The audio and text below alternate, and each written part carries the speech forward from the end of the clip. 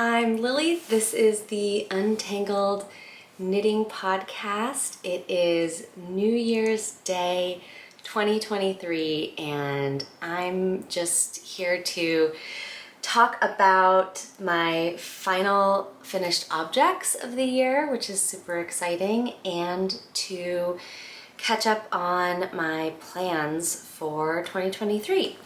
I am thinking I'll also potentially do a what I made in 2022 if that's of interest for folks, and if so, it won't be for a couple weeks because, as some of you know, I'm training for a marathon, which is now in 2 weeks. So I got my long run in today and it was super fun to be outside. It's been pouring rain here in the Bay Area, just absolutely bucketing down, which is amazing and absolutely what we need. It actually feels really healing and wonderful, but it was really nice to get outside and get my miles in earlier. The whole world seemed to be out and about, and that was just a really great way to start the new year.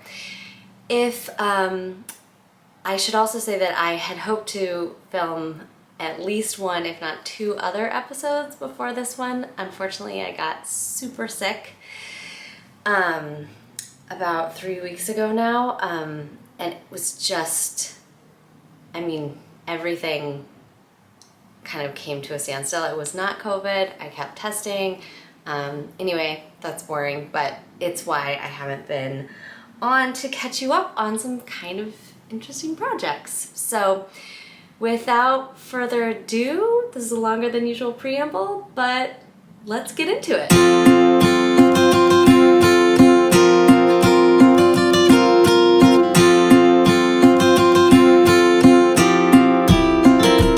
So we have so much to talk about, I realize.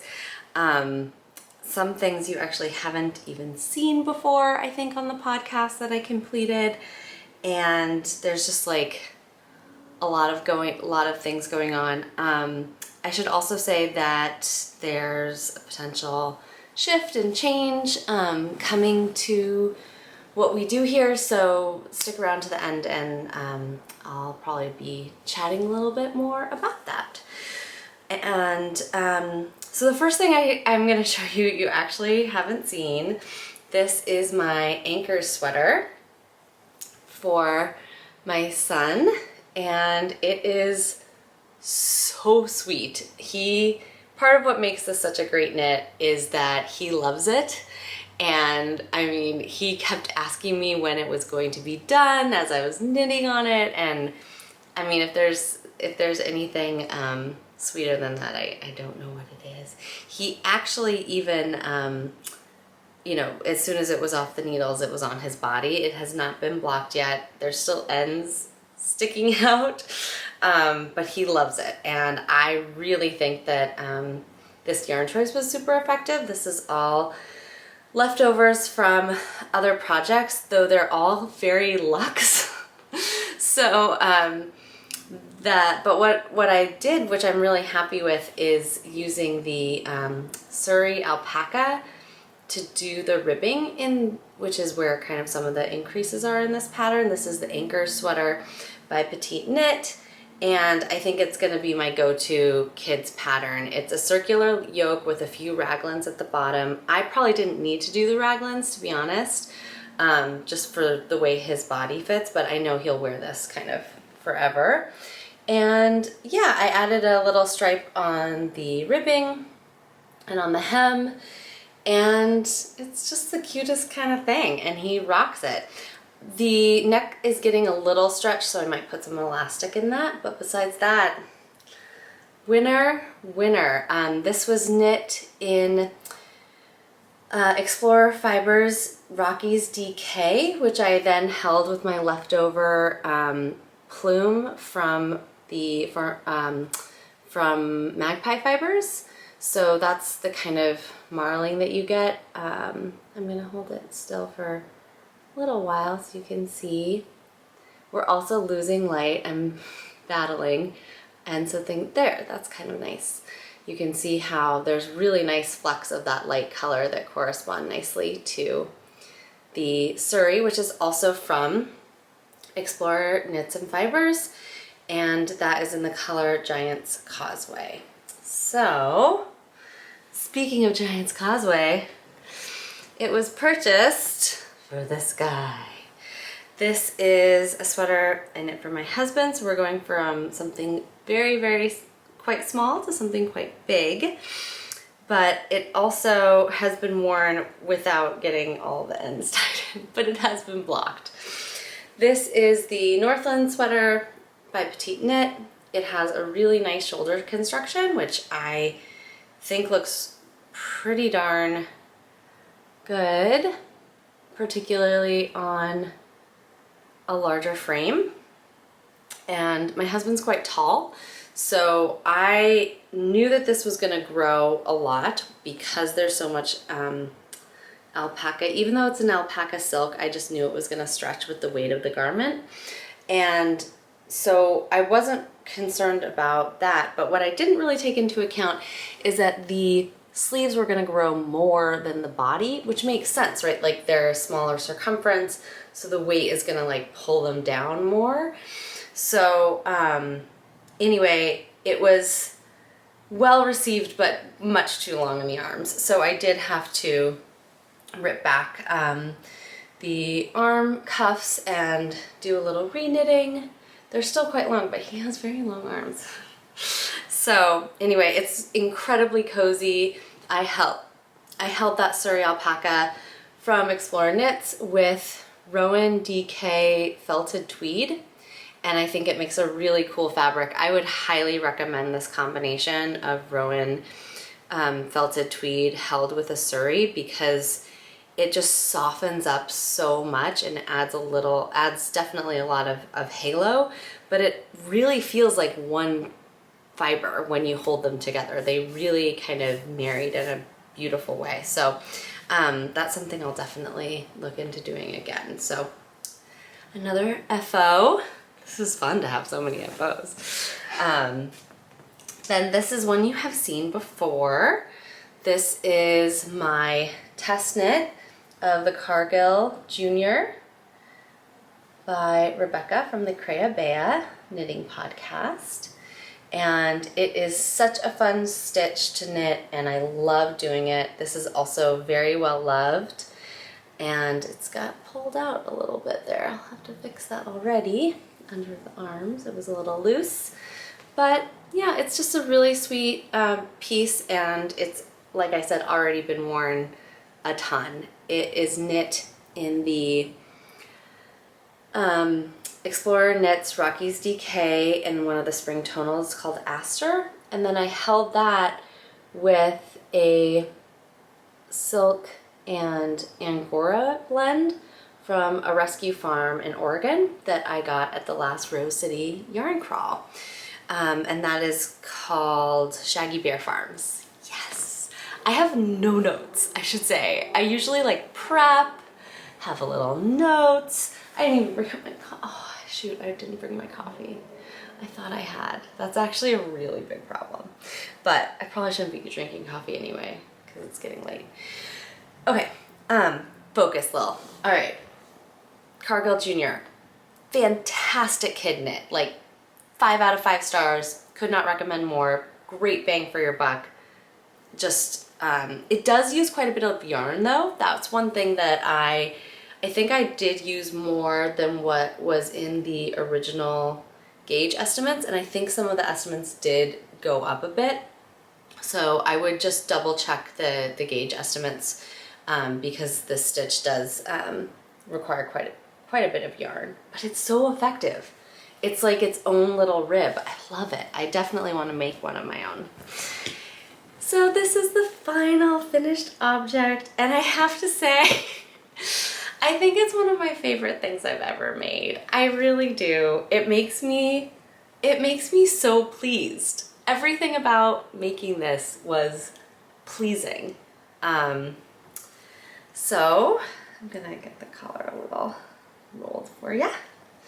Ta-da! This is my Acorn Sweater by Junko and it is knit with a modified color work which is the Inspired by Ellen colorwork motif. And yeah, I'm low-key obsessed with it. It is incredibly easy and fun to wear. I'll put in some pictures of me with it on. It's so lightweight. Knitting in Nutiden, I always need to have a Nutiden project, I feel like, on my needles because it's so comforting once it's done. I did make some changes once I was done to the collar, because what I noticed is and in the pattern, the fit is quite different. So in the pattern, your shoulder does go here, but I noticed that my shoulder hit, it looked really quite nice when my shoulder hit under where the cabled rib ends. And so what I did is I used some elastic and just really cinched in a little funnel neck here at the bottom, and then did it again at the top. And at the top, the way I did it, I actually think is quite effective, and I might do again because there's that roll. I kind of try to make good use of that by bringing these cables together with the elastic. So it really creates, when it's on, a nice impact of kind of coming from a closer in and growing, which is true. I mean, there's definitely some increases along this line as you add in your shoulder shaping and make the yoke large. But I thought it was a really nice way to kind of achieve another effect with those cables and really make it look like they come from one place and then grow out. And it solved my, I mean, I honestly, it looked fine with the collar really open, but I think that this will just kind of, it elevates it a little bit for me, and I really love it. I did not wet block this, I steam blocked it, just because I wanted to wear it sooner. And I'm okay with that. I might just wear it as it is for quite some time and then reblock it. I think the color work, you know, you can tell a little bit where I go to the small circulars here. It's not exactly, you see that little teeny divot there, right here. So that's a little imperfection, but honestly, I think it's not that noticeable. And I do love the colors in Nutiden that I chose. This is Snow.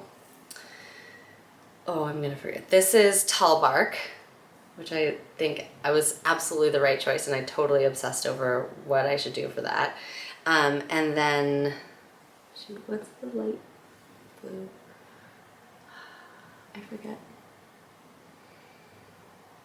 Vala? No, that's a different one. I'm sorry, I'll put it below, I forget. And like I said, I'm noteless today. I'm also knitless. I think this is the first video where I'm not wearing a hand knit. But that's because it was the first really day that I didn't need to be completely bundled up 100% at all times.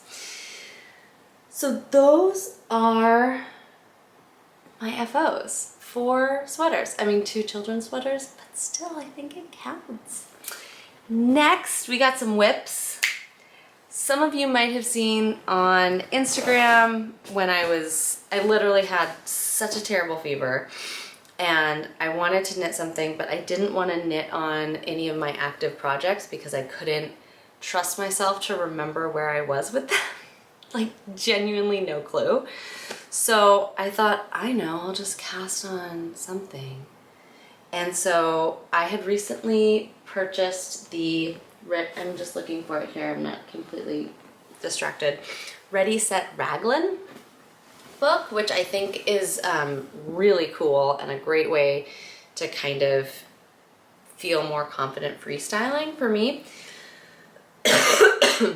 And so I just cast on something brand new, and I chose, yeah, that's right. I knew I wanted to make something with this incredible Killarney park that I really kind of flipped out over when it first arrived. You can see all these different colors.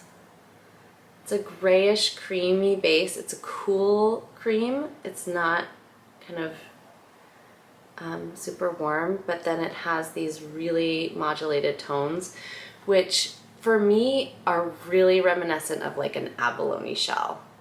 For me, that's like the interior of an abalone shell. It has this sense of iridescence, but it's also just, I think, really beautiful.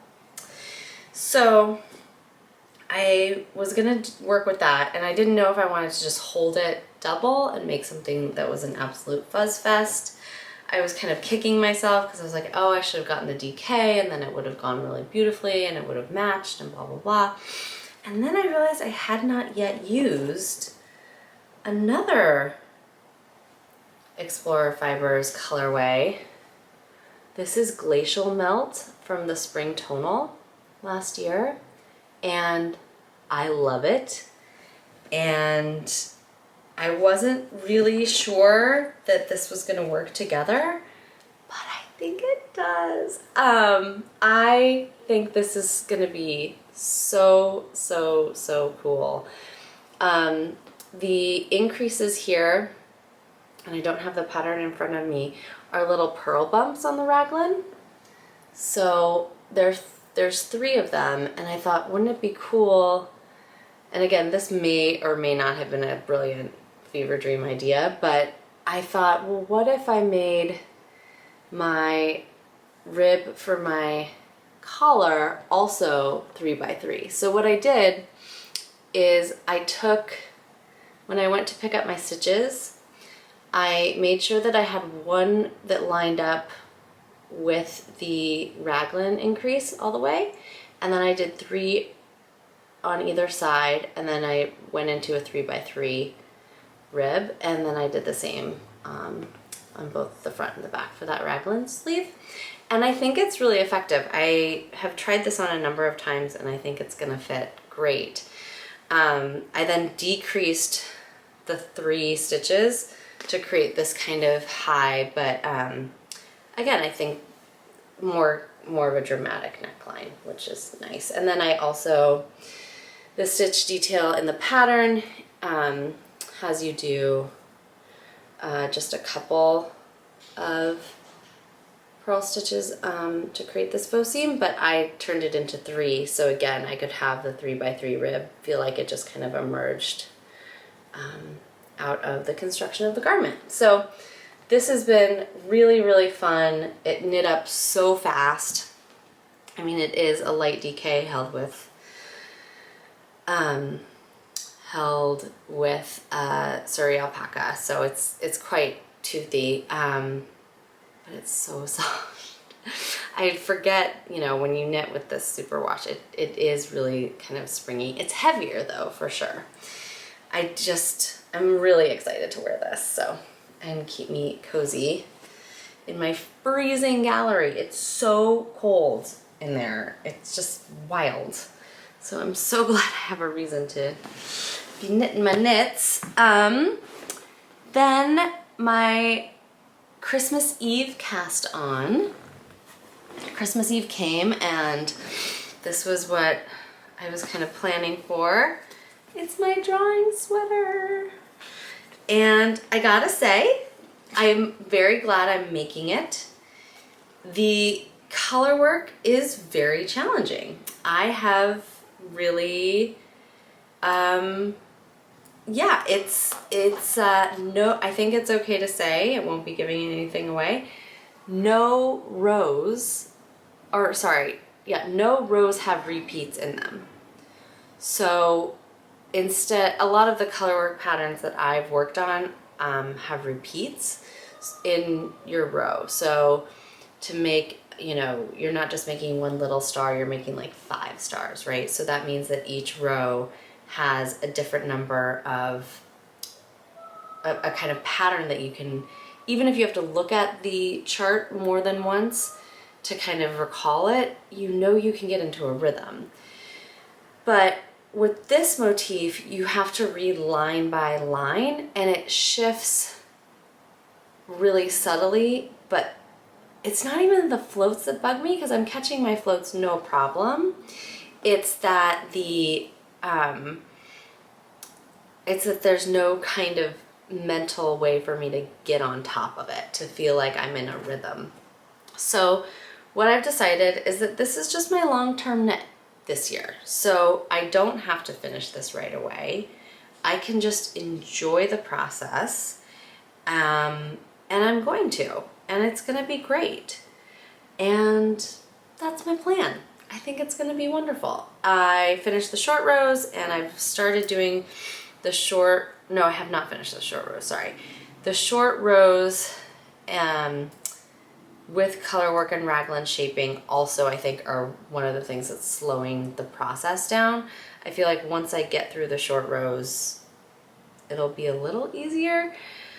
But I'm okay with the challenge, and I'm okay with the idea that this is not gonna be an immediate wear. I also have to say I am loving this color.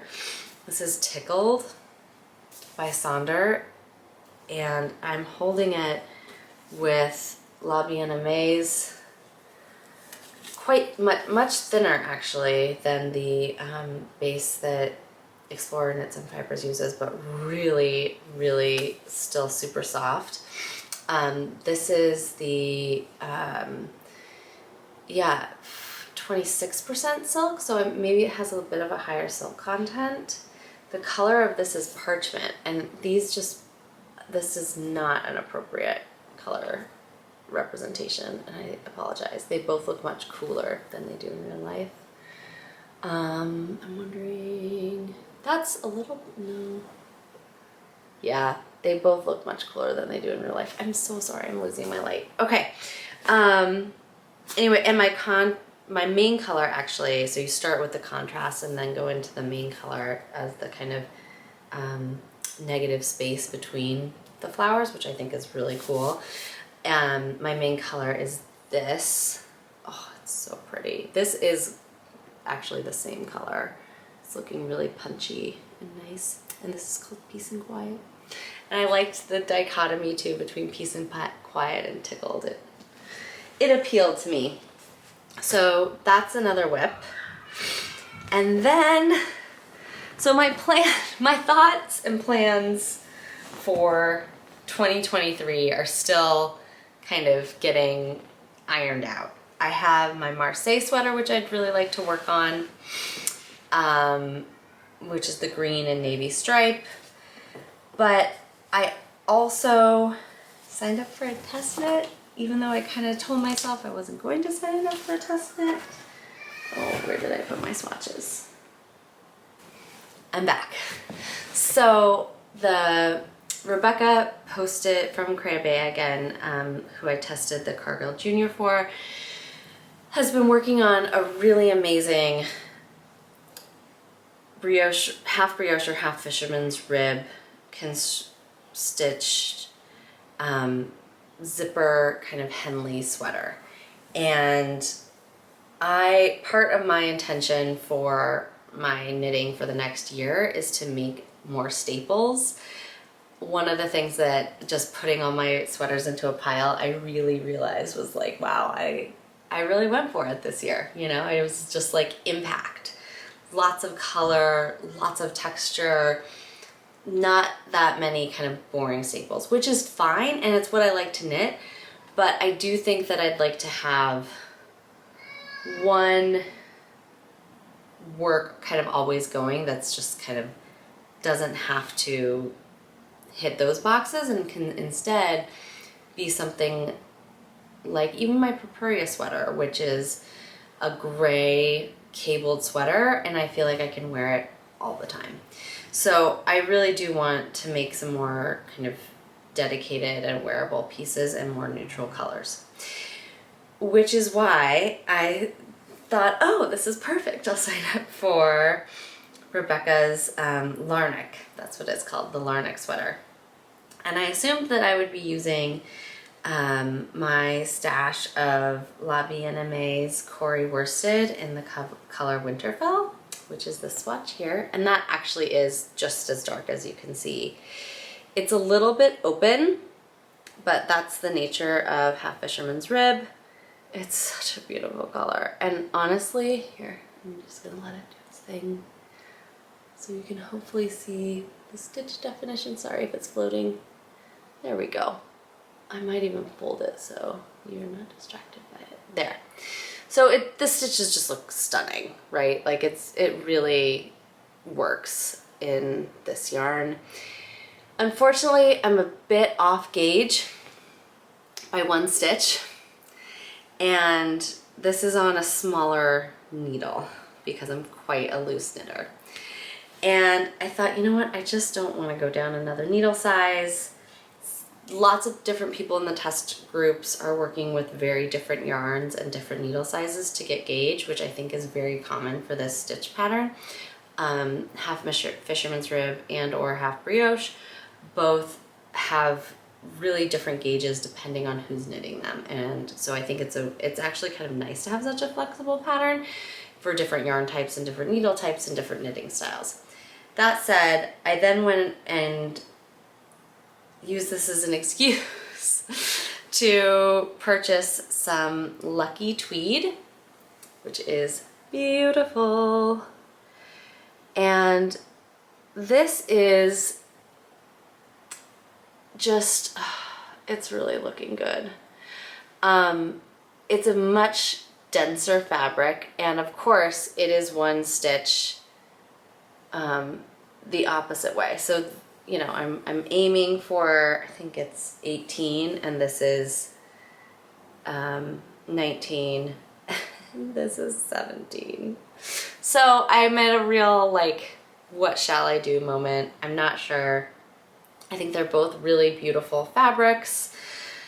This feels much more like a coat to me though, and so then that got me thinking. I really loved Andrea Mowry's recent release, the Trin again, the Trin cardigan, and this would be beautiful for like a car coat style cardigan that would be oversized. And one of the things I'd like to do at this year's Rose City Yarn Crawl is get some Spin Cycle Dream State, which is the worsted, and I think this could pair with a really beautiful color changing yarn to make that. So I have a backup, and my thought is, okay, I'm 1 stitch off, but the fabric's so nice and squishy, and it's really light and airy. I could go up a needle size again, but I'm worried that the fabric will just be too thin for me. But I think I can mess with my own knitting and get it right. So that was my New Year's Eve project, was this swatching, and I'm still a little undecided, but I'm pretty convinced I'll end up going with the La Vie En Rose for that test knit, and I'm really excited about it. I'm like proud of myself for doing that. Of course though, I started pulling out my La Vie En Rose stash, most of which I purchased at the last Rose City Yarn Crawl, and I was like, oh, I need to work with this. This is so much fun. So my plans for kind of my next cast-ons are the La Vie En Rose Stratified, which we've talked about often because I've been wanting to knit it for almost a year now. But there's also another colorwork sweater in the Corey Worsted book that I would really like to do, and I have some pairable mohairs that I could add to it, and I just printed it out I printed out the fit picture so you guys could see it. I mean, it's really nice. So I might end up doing that first before the stratified, but I really love working in this Corey Worsted, and I really like the idea of being able to pair with a mohair to do that color work. I've been really inspired by a lot of the photos by Margot Chen on Instagram, who She knits with a lot of Lamb and Kid. I think she's also based in Bainbridge Island up in Washington. And so my thought on this is to do my main color in this French gray, which is one of my favorite grays of all time. That actually is right on. It's very cool. And then do my contrast colors in turquoise because, you know, it's me. What are you gonna do? And this really beautiful purple. And then I was actually thinking the navy again. The Winterfell, which I have a ton of. So, and this is not Winterfell, sorry. But here it is. Pop, pop, pop, pop. That's the mohair that I would put with it. So this is what we would be looking at. It's kind of springy, but also has these two big neutrals in it, and I think that could be very cool. The other option, if I don't want to use the navy, would be, is this right? Yeah, to go with the yellow brick road, which could also be pretty cool. So anyway, that's happening at some point in the new year. The other thing that's happening is another lento, because I wear that striped lento all the time, like freaking constantly wearing that thing. So I have more, because of course I do. I do have more of the Wandering Flock DK. This is a really beefy DK, and pairing it with the Wandering Flock mohair, and I'm just gonna knock out another one because they're like they are a bougie sweatshirt. I think in fact I could do this for the bougie sweatshirt make along. Young Folk Knits Casey, who's actually also one of the test knitters for the Cargill Junior, is doing I think it's such a brilliant idea, a knit along for a bougie sweatshirt, because that's really what we're aiming for, right? And the lento really hit that spot for me. And so this would be my third lento, and I would just kind of get it done. And yeah, I'm delighted with that thought. Yeah, so that's a plan. And then I do have an acquisition of yarn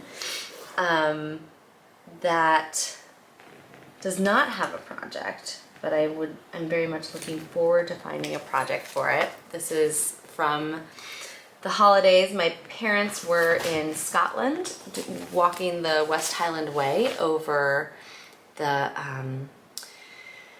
I think they left in August. Yeah, they left in August. They had an amazing time.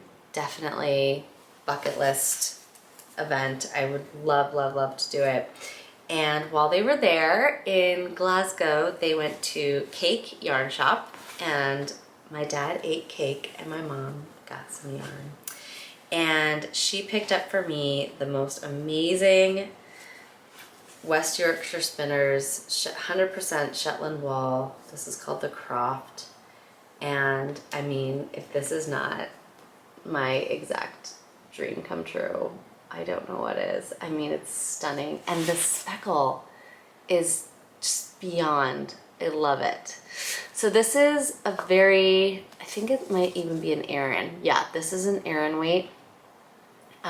So it's gonna knit up real quick. I'm thinking of doing something like, maybe something with some color work in it, and using this speckle as the main and then the dark as the color work, and then using, there's a sweater's quantity in here, and then using the white like to do a collar and cuffs maybe. I don't know. Hit me with your favorite Aran weight patterns, because I'm in the market. I'm really excited to work with this. It feels so squishy and so warm, and I love it. So, but besides that acquisition and the yarn for the this Lucky Tweed, which I got for the test knit, I am not purchasing any more yarn online. So one of my New Year's resolutions is definitely to slow my roll on yarn purchases. I really went for it last year because my knitting kind of output was increasing so much. I was so excited about everything I was seeing, and even though everything I've purchased has an intention and a plan behind it, that doesn't mean that I'm gonna be able to do it right away. I love having a stash to work from when things come up. I think that's really great. Again, I'm not gonna be hyper self-critical and say that there was an issue or a problem with any of the things that I have. But I think buying things online for me is kind of too easy.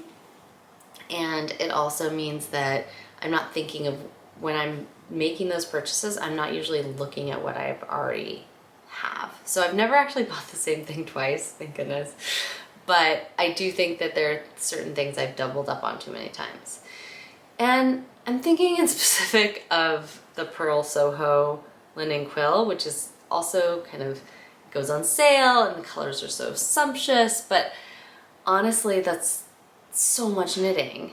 It's such thin fingering yarn, and I'm just not gonna get to it right now.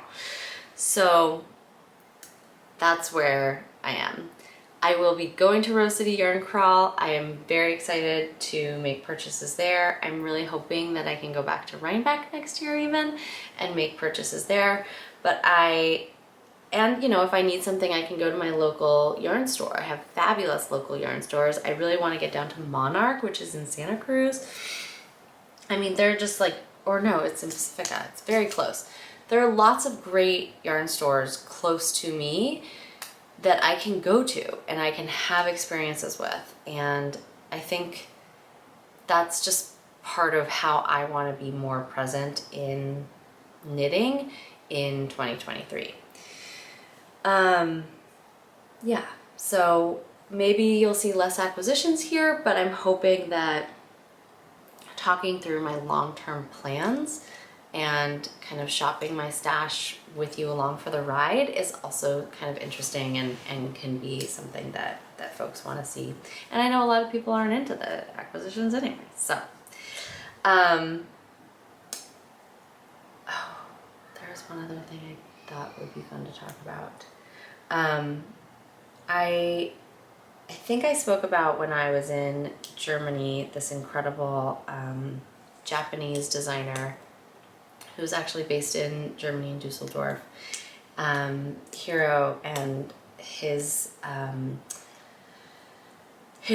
company is called Sususan, and they make the most amazing knitwear, mostly cashmere, and it's all hand dyed, and he uses traditional shibori dye techniques. I believe he's a 5th generation shibori dyer in his family.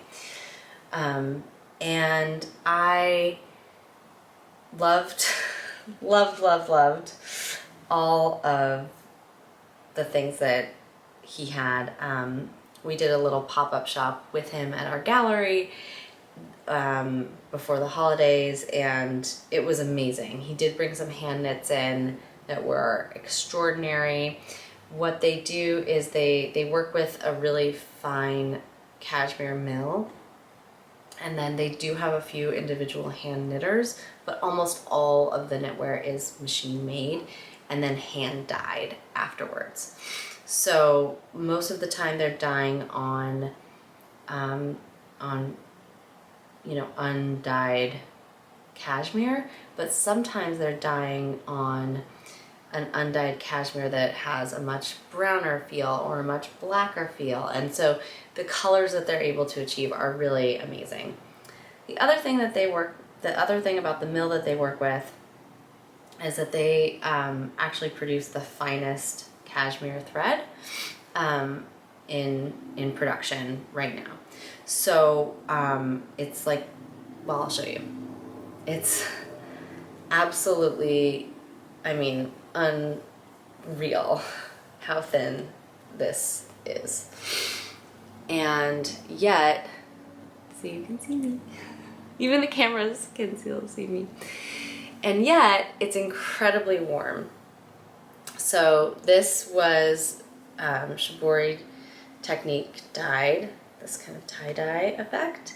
It's giant, it's amazing, and it's just really a special object, and I thought that our fiber folk would be interested in it. I was able to get this at an extreme discount because I worked at the gallery. It's very, you know, kind of high-end artisanal design work. But I do think it's really something that would be interesting for folks. This is what it looks like when you kind of bunch it all up together. It would be really interesting for folks to keep an eye on. And definitely follow Hiro on Instagram. He does everything himself. He's so extraordinary. He has an amazing eye, and their indigos. I mean, they do all different kinds of colors. They have an incredible rust red color that is like beyond. And they pair colors, I think, in a really interesting way too. So I just wanted to mention them again, because I think it's a way to kind of keep getting inspired even if we're not purchasing. And I think that that's something that is important to me about following the hand dyers that I follow, and with this kind of year I'm embarking on where I can be inspired, and that's super valuable. And when I see that yarn then in person, I'll be really excited about it and able to purchase it. But I really am going to stick to my buy online 2023 challenge. In other news, the kind of big-ish announcement is that I'm rethinking the name of the podcast and my Instagram handle. My other intention for the new year is to kind of let my professional work in as a curator and at an art gallery, just kind of open that up more in my knitting, and to, you know, think through the fact that that's okay. And so I'm thinking about other names for the podcast that might reference that. I also was contacted by someone who has a trademark registered for part of the name of the podcast, and so it's just not worth kind of you know, getting into a back and forth about that. So if you see me with a new handle, it's still me, and please say hello. I'm actually getting kind of hot in this. I'm gonna unwrap myself. And I'm just gonna say happiest New Year's. I hope that everyone has a really magical, gentle entry into the new year, and just keep putting yourself out into the world this year. I will hopefully be back in a shorter time frame, hopefully with some new things on my needles, but also finishing up. I'm so excited about this new test knit. I'm so excited about my new kind of intentions for this space, and I'm just really glad that you guys are joining me on this wild and creative ride. So thank you so much, and I'll see you later. Bye.